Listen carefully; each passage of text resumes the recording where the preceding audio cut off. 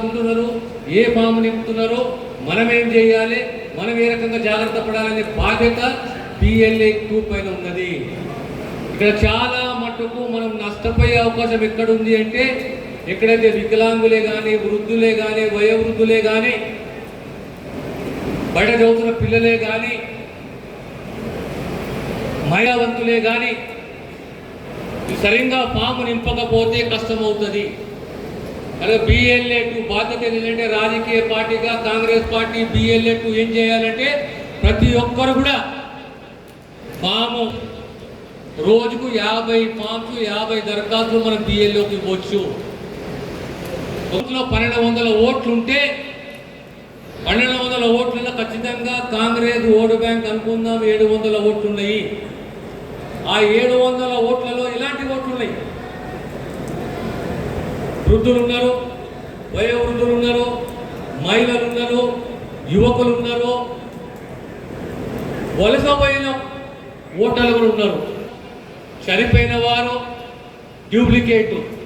ఇప్పుడు అంశం ఎక్కడ తగ్గుతుందంటే, ఏ ఓటర్ అయితే లేదా అడ్రస్ ఆ ఓటర్ వ్యతిరేకంగా దరఖాస్తు ఇవ్వచ్చు, కంప్లైంట్ చేయవచ్చు.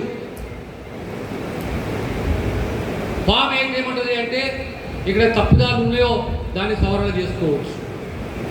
కనుక మనమందరం జాగ్రత్త పడి మన ఓటుని కాపాడుకుంటూ, వలస ఉన్న ఓటుని కాపాడుకుంటూ, ఒకవేళ మీకు అభిప్రాయం కలిగిందంటే అంత సమాచారాన్ని సేకరించి డూప్లికేట్ ఓట్లని కంటిన్యూ చేస్తే, కొనసాగిస్తే ఓటు అటు పోతుంది, ఇటు పోతుంది, మన ఓటర్ నష్టపోతాడు.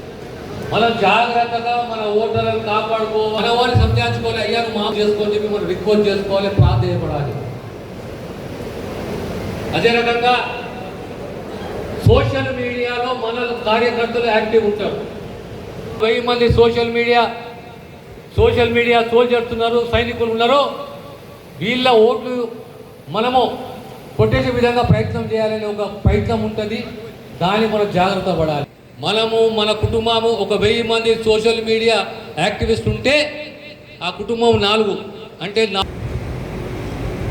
అందులో మనం మన ఓటర్లని ప్రాధేయపడి 30,000 ఓట్లు కాపాడుకున్న 30,000 ఓట్లు గల్లంతైంది. అదే రకంగా మన కార్యకర్తల చిరునామాలే కానీ అడ్రస్లే కానీ కరెక్ట్ మనం నింపకపోతే ప్రత్యేకంగా సోషల్ మీడియాది ఇంకొక 10,000 ఓట్లు నష్టపోయే అవకాశం ఉన్నది.